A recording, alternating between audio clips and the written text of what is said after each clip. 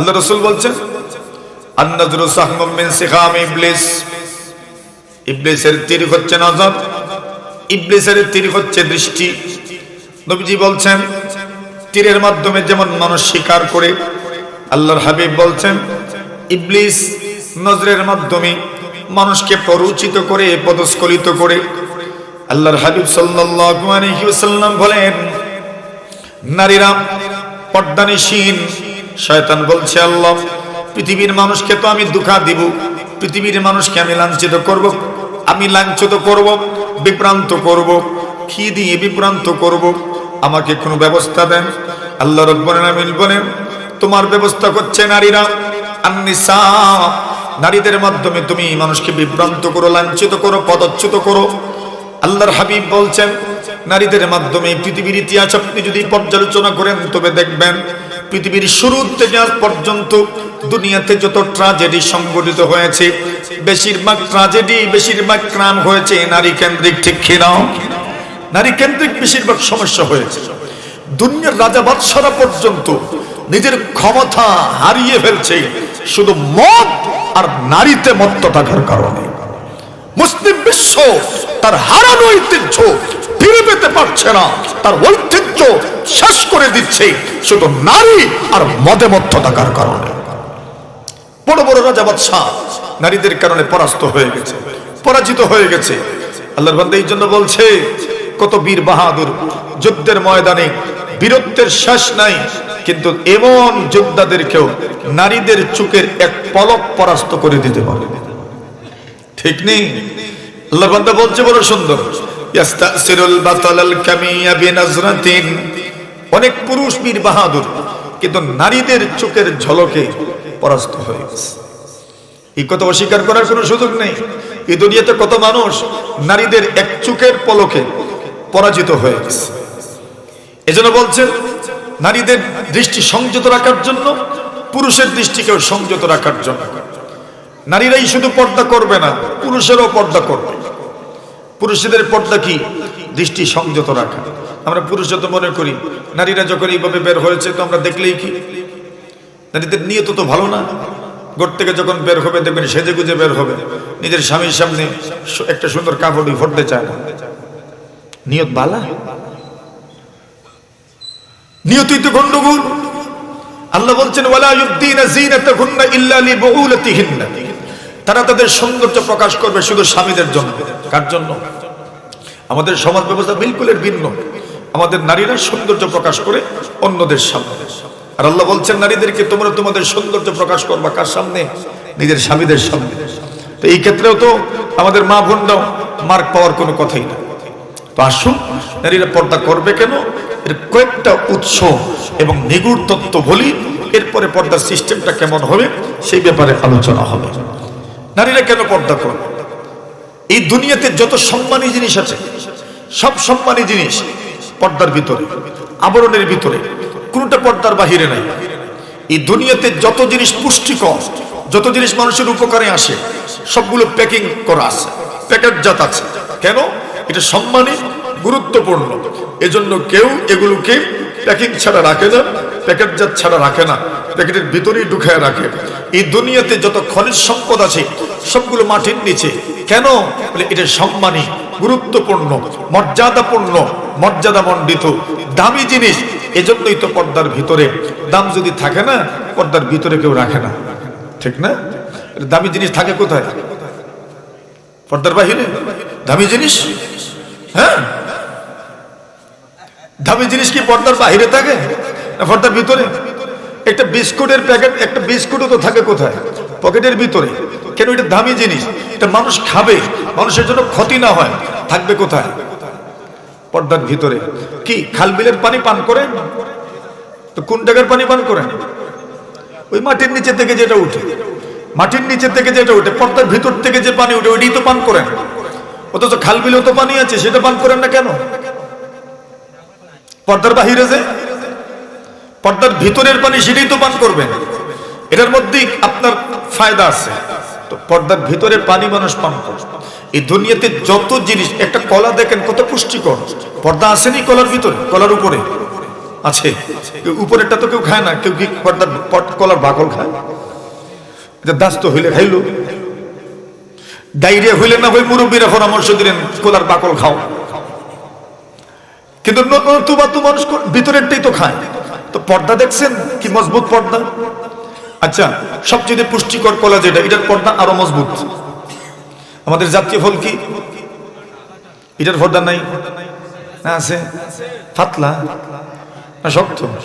সবার চেয়ে জাতীয় ফল হইবা আর পর্দা থাকবো না, তা কি হয়?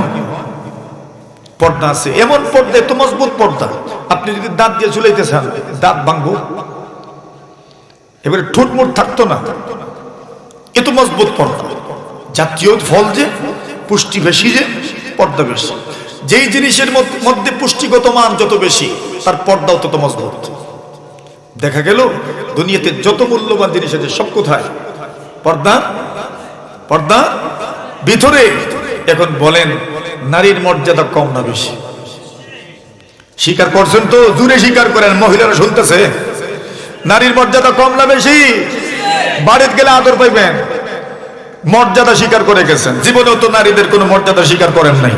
কমপক্ষে আজকে মাহফিলের উছিলে তো নারীর মর্যাদা স্বীকার করলেন। বাড়িতে গেলে ওই তাড়াতাড়ি খাবার দাও, মর্যাদা স্বীকার করে আইছে না। নারীর মর্যাদা আছে মাতুন না আপনারা? আছে নি? আছে যে, কেমনে বুঝলেন আছে?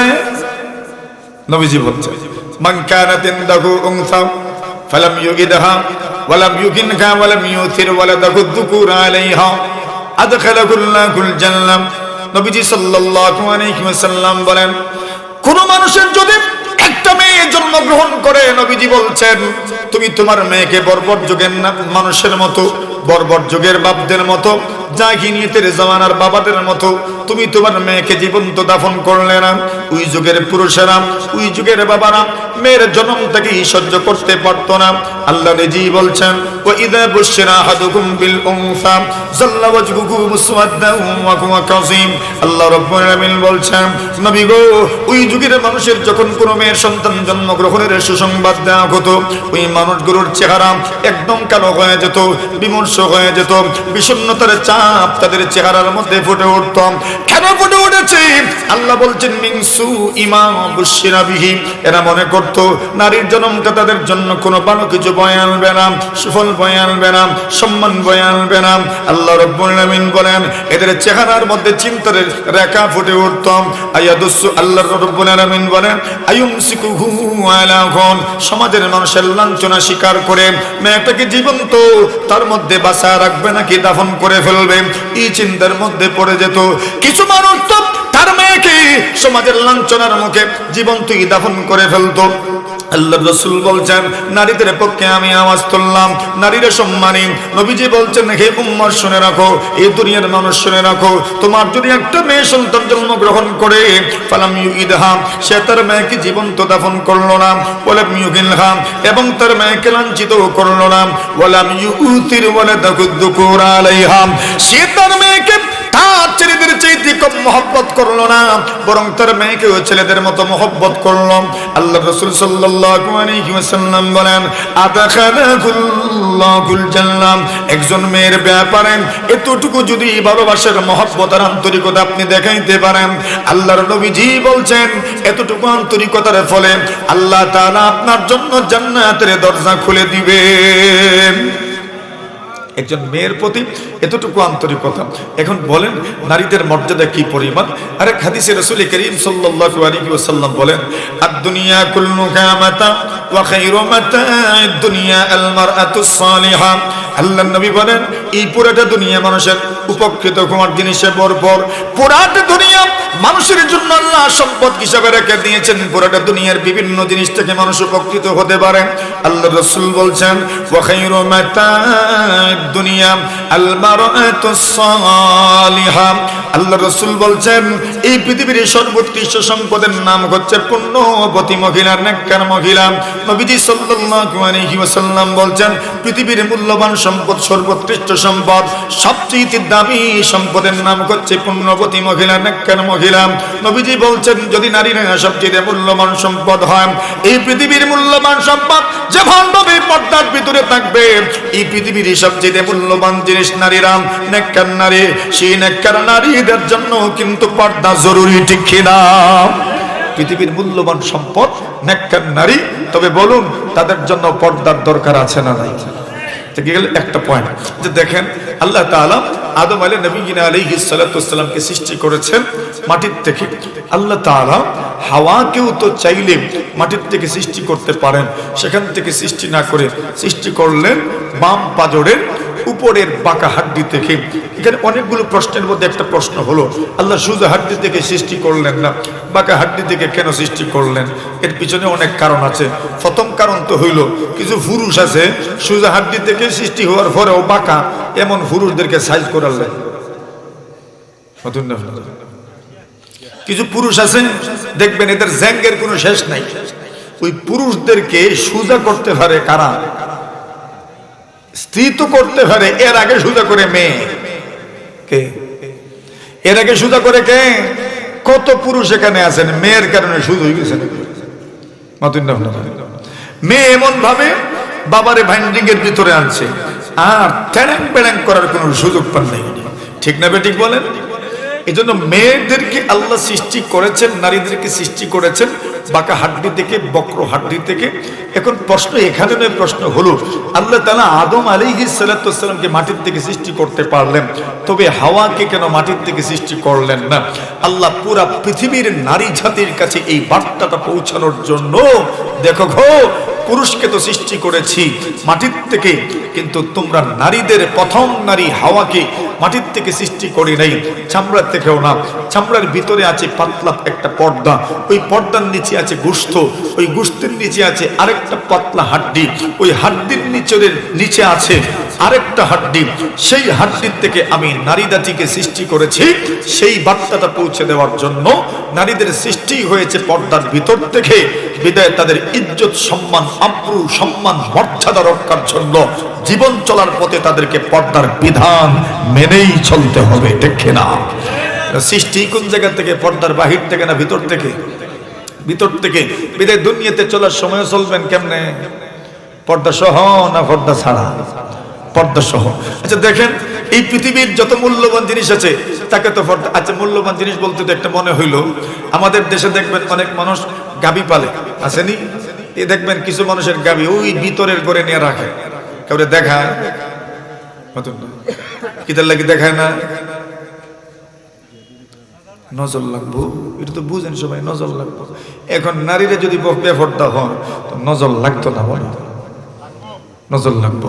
আপনি দেখেন কত মাশাআল্লাহ তো লেখা নেই এখানে, আপনাদের ক্ষেত আছে, ফসল আছে, এই ক্ষেত ফসলের মধ্যে দেখবেন কেউ আগের থেকে চোখ দিয়ে রাখছে, কিতার লাগি দিছে, নজর লাগতো না। কেউ অগ্রিম লিখে রাখছে মাশাআল্লাহ, চোখ পড়লেই যেত ইয়া মাবুদ কুয়ার আগে কিতা কইতে পারে, মাশাআল্লাহ কইতে পারে। ইয়া মাবুদ কইলি তো জ্বালাই লিছে। কিছু মানুষের নজর এত ডাক, বাপরে বাপ, এরা নারিকেল গাছের দিকে তাকাইলো নারিকেল পড়ে যায়। আসেনি এমন নজরওয়ালা মানুষ? আল্লাহ হাক্কুন, নবীজি বলছেন নজর সত্য, নজর সত্য, নজর সত্য। যদি কোনো কিছু তাকদীরকে যদি খণ্ডানোর মতো কোনো শক্তি থাকে, তবে সেই শক্তির নাম হচ্ছে নজর। সেই শক্তির নাম কি? নজর। এজন্যই মানুষে একবারে আগেই জমিনের মধ্যে কি দিয়ে রাখে? চোখ দে।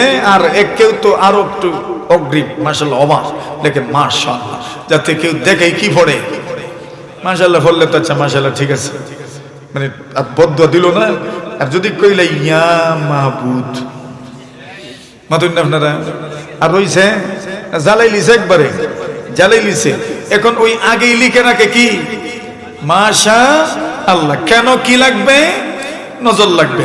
এখন বলেন এমন নজরওয়ালা মানুষ, এদের সামন দিয়া যখন আপনার মেয়ে, আপনার বোন, আপনার ভাগ্নি, ভাতিজি, স্ত্রী যে কেউ যাবে, পুরুষের নজর লাগার সম্ভাবনা আছে না নাই? একটা কথা ইয়াদ রাখেন, অনেকের সন্তান, আপনারা বলেন হুজুর দোয়া করেন আমার সন্তানের জন্য, রূপ ছাড়ে না। সন্তানের ফটো যখন ফেসবুকে দিবে, এখন কত মানুষের নজর আছে মারাত্মক, যখন আপনার সন্তানের ফটো দেখবে, আপনার নাতির ফটো দেখবে, সুন্দর লাগবে। আর যদি কইলি তো পারে কিতা ইয়া মাবুদ, কিতা মনে করেন রোগ আর ছাড়বো মনে করেন আপনারা, রোগে আর ছাড়তো না। এজন্য সন্তানের দিয়ে আল্লাহ নেককার সন্তান দিছেন, যে কারোর সামনে নিয়ে ধরেন না, যে কাউকে দেখায়েন না, সন্তানের উপরেও মানুষের নজর লাগে। আর নজর যদি লাগে একবার, তাহলে এত সহজে ছুটে না। কত মানুষের সন্তানাদি খুব ভালো পড়াশোনা করতো না, পড়তে বসেই না, আসেনি এমন, কেন? নজর লাগছে। আপনি যে অনেককে বলছেন আমার সন্তানটা খুব ভালো পড়তে বসে, এটাই মনে মনে নজর দিলেইছে। এজন্য যে কারো প্রশংসা যে কারোর সামনে করতে নাই, নজর লাগে। ইউটিউবের কারণে আমরা রূপেও নজর লাগে। যদি কোনো গিয়ে কইলা ইয়া মাবুদ, কিতা কইন আপনারা জ্বালাই লিব একবারে। এজন্য এত প্রচার এত প্রসার ভালো না, এর মাধ্যমে নজর লাগে। আপনি ফেসবুকে আপনার সন্তানের ফটো দিয়ে পোস্ট করলেন, এবং কিছু পোস্ট তো মাশাআল্লাহ, বেশিরভাগ পোস্ট ওয়াও, কিতা ওয়াও, এটা কিতা দোয়া দিছে না বদদোয়া দিছে, কিতা করে কইছে ওয়াও। ওয়াও মানে কি? নজরওয়ালা কোনো যদি ওয়াও কত তো জ্বালাই লিছে একবারে। এটা ইসলামী ভাষা নয়। এই দুনিয়াতে ভাষার দ্বন্দ্ব চলছে। এখন আমরা মাশাআল্লাহর পরিবর্তে ওয়াও বলি, এটা বিজাতীয় ভাষা। এই ভাষা আমাদের মাথার উপর সওয়ার হইছে। আমরা কি বলবো বলেন? সবাই কি বলবো? Nice, very nice, wow. কিছুই না, এগুলো আমাদের ভাষা নয়, এগুলো বিজাতীয়দের ভাষা। আমাদের ভাষা কি বলেন? মাশাআল্লাহ। আমরা ভুলে গেছি এগুলো আস্তে আস্তে। আমরা শিখাচ্ছি অন্য কিছু, অথচ আমরা কি বলার কথা ছিল? মাশাআল্লাহ বলার কথা ছিল। এখনো মুরব্বীরা বলেন ঠিক আছে মাশাআল্লাহ, আর আমরা যারা মোটামুটি স্মার্ট হতে চাই আর কি, এরা কি বলে? ওয়াও। কি বলবো ইনশাআল্লাহ? জোরে জোরে জোরে, আরো জোরে, আরো জোরে মাশাআল্লাহ বলবো। এর মাধ্যমে দোয়াও হইল, এবং আমি আমার সংস্কৃতিকে তুলে ধরলাম। আমাকে আমার সংস্কৃতিকে তুলে ধরতে হবে। আমার সংস্কৃতিকে যদি আমি তুলে ধরতে পারি না, এটা আমার ব্যর্থতা। তো বলছেন এই দুনিয়াতে যত মূল্যবান জিনিস আছে, এটা পর্দার ভিতরে থাকে। একটা ফসল ক্ষেত, এটাকেও মানুষ নজর থেকে বাঁচানোর জন্য যা করার তাই করে। ঠিক এইভাবে দেখেন টাকা পয়সা, এটাও কি মানুষ কোন জায়গায় রাখে? মানিব্যাগের ভিতরে। মানিব্যাগের ভিতরেই শুধু না, নোট যদি সুন্দর হয়, এটারে মানিব্যাগের ভিতরের সিভার প্যাকেট এটাই ঢুকায়। কেন? সুন্দর নোট যে, মানে যত বেশি সুন্দর হবে, এটার পর্দা তত মারাত্মক, পর্দা তত গুরুত্বপূর্ণ। এর মানে কি? আপনি দুনিয়াতে যত সুন্দর আছে, যত সৌন্দর্য আছে, সবগুলো রাখবেন কোথায়? পর্দার ভিতরে। আল্লাহর বান্দা এই জন্য বড় সুন্দর বলছে, दस्त कुदरत ने बता कब हुस्न को उरिया किया, अबर में पानी शरर का संग में पिन्हा किया, चादर शब में लपेटा नाज़रीन माह को, खीमाए अफलाक में सूरज को आवीज़ा किया, सानिए कुदरत ने गाफिल खुद भी अपनी हुस्न को, सानिए कुदरत ने गाफिल खुद भी अपनी हुस्न को, बर्ग में गुल में शजर में शाख में पिन्हा किया, हुस्न की गर एक अदा जब इस तरह मस्तूर थी, हुस्न ज़म को तूने जालिम किस लिए हुरिया किया। আল্লাহর বান্দা বলেন, সৌন্দর্যের প্রত্যেকটা বিষয় তো আল্লাহ গোপন করে রেখেছেন। এই পৃথিবীর মূল্যবান জিনিস পানি, পানিকেও তো আল্লাহ তাআলা মেঘমালার ভিতরে সংরক্ষণ করে রেখেছেন। যত্র তত্র আল্লাহ পানি দেন না, যখন তখন আল্লাহ পানি দেন না। যখন সময় হয় তখনই কিন্তু পানি জমিনের মধ্যে নামে, বৃষ্টির মাধ্যমে পানি নামতে থাকে। আপনি বলবেন জমিনেও তো পানি আছে, ওই পানিটাও তো আল্লাহ পরমার্দিগারে আলম মেঘমালার থেকে আল্লাহ বৃষ্টিপাত দিয়েছেন। মেঘমালার থেকে বৃষ্টি হয়েছে, এই পানিটা আল্লাহ তাআলা মেঘমালার ভিতরে সংরক্ষণ করে রেখেছেন। পানি মূল্যবান জিনিস, এই জন্য সংরক্ষিত। এই পৃথিবীর মূল্যবান জিনিসের নাম হচ্ছে আগুন। আগুনকেও তো আল্লাহ পরমার্দিগারে আলম বারুদের পাথরের মধ্যে সংরক্ষণ করে রেখেছেন। আপনি মেজ দেখবেন, ওই মেসের অগ্রভাগে বারুদ লাগানো আছে, ওইটা পাথর থেকে বারুদ সংগ্রহ করা হয়েছে এবং ওই মেসের আগা কাঠের অগ্রভাগে লাগানো হয়েছে। এটাও কিন্তু সংরক্ষিত জিনিস। আল্লাহর বান্দা বলেন, এই পৃথিবীর সৌন্দর্য হচ্ছে সূর্য। সেই সূর্যটাও কিন্তু মানুষের হাতের নাগালের ভিতরে নয়, ওই সূর্যটা আল্লাহ পরমার্দিগারে আলম উদ্দেশ্যে ফিটিং করে রেখেছেন। এই পৃথিবীর সৌন্দর্য হচ্ছে চন্দ্র, ওই চন্দ্রটাও কিন্তু মানুষের হাতের নাগালের ভিতরে নয়, অনেক দূরে। এই পৃথিবীর সৌন্দর্য হচ্ছে তারকারাজি, নক্ষত্ররাজি। আল্লাহ তাআলা সেগুলো আমাদের থেকে অনেক দূরে রেখেছেন, আমাদের হাতের নাগালে নিয়ে আসেন নাই। কেন? পৃথিবীর মূল্যবান জিনিস। আল্লাহর বান্দা বলেন, শুধু শুধু এই পৃথিবীর মূল্যবান জিনিসগুলোই নয়, এই পৃথিবীর মধ্যে আল্লাহ পরমার্দিগারে আলম নিজের সৌন্দর্যকেও প্রকাশ করেন নাই। আল্লাহ তাআলা আপনাকে দেখা দেন নাই, আমাকেও দেখা দেন নাই। আপনাকেও আল্লাহ তার দিদার নসিব করেন নাই, আমাকেও আল্লাহ তাআলা তার দিদার নসিব করেন নাই। আল্লাহ রাব্বুল আলামিন তার সৌন্দর্যকে ফুলের মধ্যে, ফলের মধ্যে, ফুলের কলির মধ্যে, ফসলের মধ্যে আল্লাহ পরমার্দিগারে আলম গোপন করে রেখেছেন। আল্লাহর বান্দা বলেন, আরে আল্লাহর ওলি, সৌন্দর্যের প্রত্যেকটা বিষয় যেহেতু আল্লাহ গোপন করে রাখলেন, তুমি এত বড় জালেম, এত বড় জালেম, এত বড় জালিম, তুমি নারীর সৌন্দর্যকে তুমি রাস্তায় বের করে দিলাম, নারীর সৌন্দর্যকে তুমি একবারে উন্মুক্ত করে দিলাম। এটা সরাসর এবং স্পষ্ট জুলুম ছাড়া আর কিছু হয় নাই, ঠিক কি না? সৌন্দর্যের প্রত্যেকটা বিষয়ই তো আল্লাহ তাআলা গোপন করেছেন। আর আমরা মানুষ জাতি, আমরা নারীদের সৌন্দর্যকে, এটা মহামূল্যবান, সবচেয়ে মূল্যবান, সবচেয়ে মর্যাদা বেশি যাদের, তাদেরকে আমরা উন্মুক্ত করে দিলাম। কেন? ওই ইউরোপিয়ানদের কথা, ঠিক না বেঠিক? ইউরোপিয়ানদের কথা এরা শিখাইছে, থাকবো না কো ভদ্র করে, দেখবো এবার জগৎটাকে। শিখাইছে এরা, জগৎটা যখন দেখতে যাইবা তখন কি কি সমস্যা ঘটবে সেটা অনিবার্য পরিণতির জন্য তোমাকে অপেক্ষা করতে হবে। কথা বলেন ঠিক না? এখনকার সমাজ ব্যবস্থা তো এমনই। তো নারী কেন পর্দা করবে? মোটামুটি কয়েকটা কারণ আমরা বুঝতে পারলাম।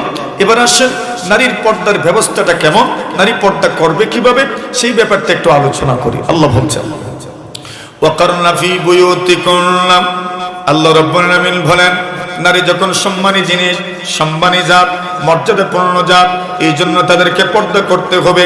তাদের পর্দার ব্যবস্থাটা কেমন হবে? আল্লাহ বলছেন, ওয়াকারনা ফি বুয়ুতিকুন্না, আল্লাহ রাব্বুল আলামিন বলছেন, নারীদেরকে সম্বোধন করছেন, নারীরা ওয়াকারনা ফি বুয়ুতিকুন্না, তোমরা তোমার ঘরে অবস্থান করো, তোমরা তোমাদের ঘরে অবস্থান করো। নারীদেরকে আল্লাহ বলছেন কোন জায়গায় থাকার জন্য? ঘরে না বাহিরে? বলেন বলেন বলেন, কোন জায়গায় বলছেন? ঘরে থাকার জন্য বলছেন। কে বলছেন? বলেন বলেন, কে বলছেন? আল্লাহ বলছেন নারীরা ঘরে অবস্থান করো, ঘরে অবস্থান করো। এবার প্রশ্ন জাগতে পারে, নারীরা কেন ঘরে অবস্থান করবে? ঘর থেকে কি বের হবে না? নারীদের জন্য ঘরে অবস্থান করাই কি তাদের জন্য শ্রেয়, তাদের জন্য কি ভালো?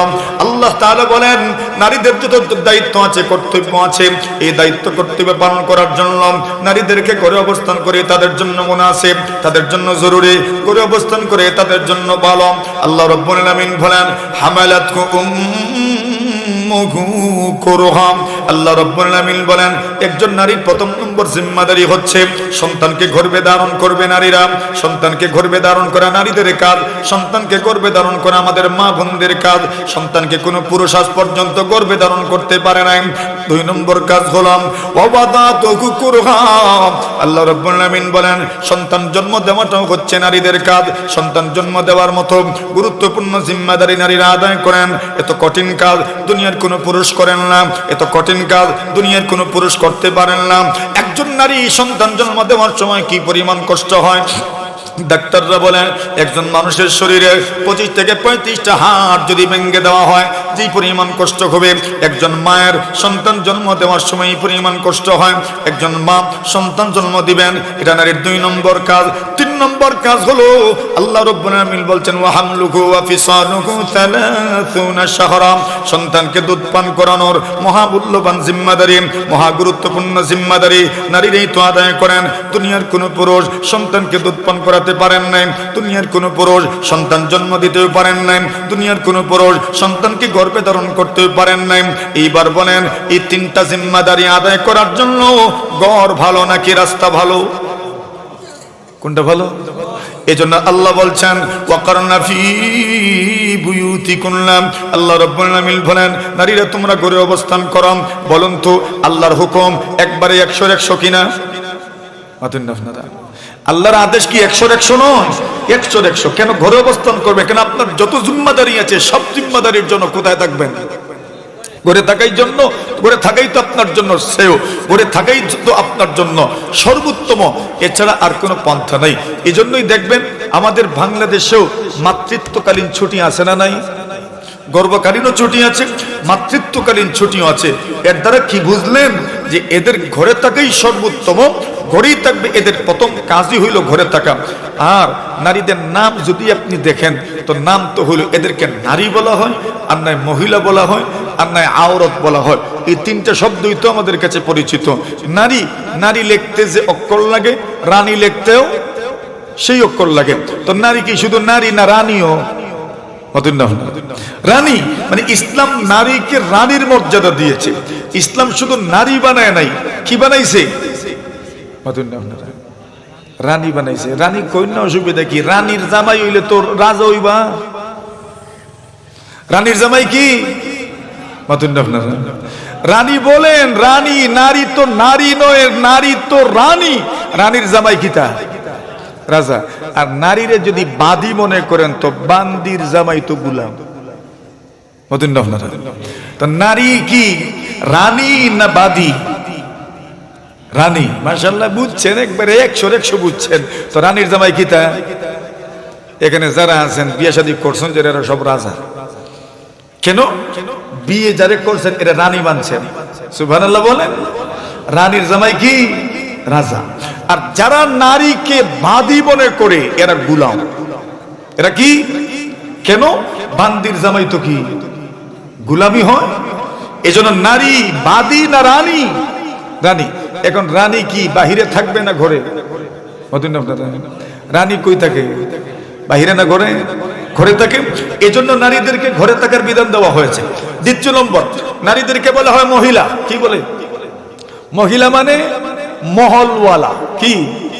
আগের যুগে মানুষ রাজা বাদশারা যে ঘর বানাইতো এটাকে কি বলতো? মহল। কি বলতো? সম্রাট শাহজাহানে মমতাজের প্রেমে স্মৃতি হিসেবে কি বানাইছে? ঈদের দিকে জানেন বড় শাহজাহানে কি বানাইছেন? তাজমহল বানাইছেন। কার নামে? মমতাজের নামে।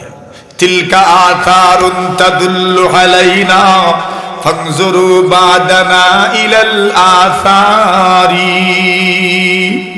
রেখে গেলাম দুনিয়াতে স্মৃতি, দেখিও এটা আমার প্রেমের স্মৃতি গ্রহণ করবে। রাখছে। এখন মানুষ তাজমহল যায়, এটার নাম মহল। এটা কি? তাজমহল মানে কার ঘর? মমতাজের ঘর। মহল মানে যেগুলো সুন্দর হয়, মনোমুগ্ধকর হয়, চিত্তাকর্ষক হয়, আত্মলুবা হয়, যেগুলো আপনার দৃষ্টি আকর্ষণ করতে পারে, যেগুলো যথাযথভাবে বানানো হয়, এগুলোকেই তো মহল বলে। রানী যেখানে থাকেন এটার নাম হলো মহল। এজন্য মহিলার নাম কি? মহিলা। থাকবে কই? মহলে। কোথায় থাকবো? জোরে কই? মহলে থাকবো। এজন্য আল্লাহ বলছেন ওয়াকারনা ফি বুয়ুতিকুন্না, থাকো কোন জায়গায়? ঘরে, মহলে থাকো। আচ্ছা, নারীদেরকে আওরত বলে। আওরত শব্দের অর্থ হচ্ছে পর্দা, ঢাকা, ঢেকে রাখা। ঢেকে রাখাকে আওরাতুন বলা হয়। আমরা যে বলি সত্রে আওরত, সত্রে আওরত মানে কি? মানে লজ্জাস্থান ঢেকে রাখা। যেটাকে ঢেকে রাখা হয় এটাকে আওরত বলে। নারীদেরকে ঢেকে রাখা হবে, এই জন্য তাদেরকে আওরত বলে। নামের মধ্যেই পর্দা। সুবহানাল্লাহ জুড়ে বলেন। নামের মধ্যেই কি? পর্দা। সম্মানের মধ্যে পর্দা, মর্যাদার মধ্যে পর্দা। আপনি কেন পর্দা করবেন না বলেন? আপনার সম্মানের জন্য, মর্যাদা, আপনার শানের মতো জায়গায় হইল পর্দার ভিতরে। এজন্য আল্লাহ বলছেন ওয়াকারনা ফি বুয়ুতিকুন্না, নারীদেরকে বলো তারা যেন পর্দা করে। আচ্ছা, এখন প্রশ্ন হইল এরা কি আর ঘর থেকে বাইরে হইতো না? বাহির হইতো। কোন সময়? শরীয়ত যেই যেই কাজে বাহির হওয়ার অনুমতি দিয়েছে।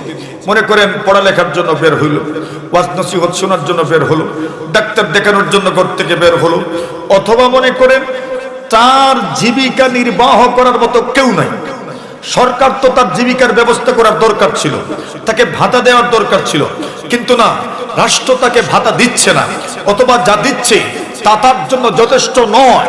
তবে ওই নারীকে তার জীবিকা নির্বাহ করার জন্য ঘর থেকে বের হওয়ার অনুমতি আছে। সুবহানাল্লাহ বলেন। এখন বলেন তো দেখি কোনটা আপনার আধুনিকতার সাথে সাংঘর্ষিক হইল বলেন? ইসলাম তো নারীকে বের হওয়ার জন্য বলছে, বের হও তুমি, যদি তোমার প্রয়োজন হয়, শরীয়ত সমর্থিত কারণে তুমি ঘর থেকে বের হও, তবে বের হওয়ার সময় তোমার পর্দাটা কেমন হবে সেটা আল্লাহ বর্ণনা করছেন। আল্লাহ বলেন, ওয়ালা তাবাররাজনা তাবাররুজাল জাহিলিয়াতিল উলা। আল্লাহ বলছেন তোমরা যখন ঘর থেকে বের হবে, বর্বর যুগের নারীদের মতো সৌন্দর্য প্রকাশ করে তোমরা ঘর থেকে বের হয় না, সৌন্দর্য প্রকাশ করে তোমরা ঘর থেকে বের হয় না।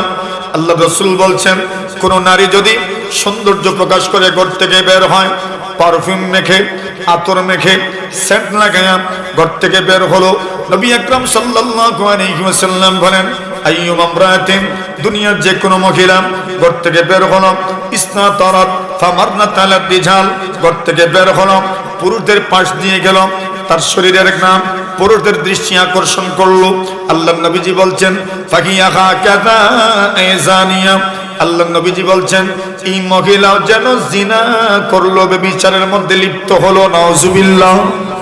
কেন? আপনি পরপুরুষের দৃষ্টি আকর্ষণ করছেন। নবীজি বলছেন পুরুষের গ্রাম, পুরুষের সৌন্দর্য কি? পুরুষের সৌন্দর্য হলো গ্রাম, আর মহিলার সৌন্দর্য হলো রং। কি মহিলার সৌন্দর্য কি? মেহেন্দি এরা মাখবো, আপনি কি বেডি? এখন মহিলারা তো মেহেন্দি মাখে, আমরা পুরুষেরা একবারে আতর কোন পর্যন্ত মেহেন্দি মাখে, আর জায়গা নাই নি মাখার, কোফালে ভোলে মাখো মেহেন্দি মাখতাকে নারীরা, নারীরা মেহেন্দি লাগাবে। সুবহানাল্লাহ বলেন। নারীর সৌন্দর্য। আর এখনকার মেহেন্দি তো হইল, এটা মেহেন্দি না, এটা রং ডাইরেক্ট। আগের যুগে মানুষের বাড়িতে মেহেন্দির গাছ মিলত, এখন মেহেন্দির গাছ কাটিলে মানুষ, ওই বাজারে আছে ওইটা না মেহেন্দি, এটা রং, এটা লাগাইবেন শরীরে। চিন্তা করতে হবে আপনার উযু নামাজ নিয়ে, উযু নামাজ নিয়েও কিন্তু চিন্তা করতে হবে, এটা তো রং, কেমিক্যাল। আপনার উযু নামাজ নিয়েও আপনাকে চিন্তা করতে হবে। আমি ফতোয়া দিলাম না, চিন্তা করার দরকার।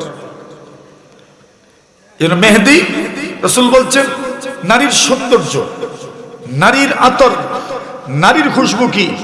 তিবুন নিসা মা যাহারা লাউনু, নারীদের খুশবু হচ্ছে যেটা রং দেখা যায়, আর পুরুষের সৌন্দর্য হচ্ছে যেটা রং দেখা যায় না, ঘ্রাণ ফুটে।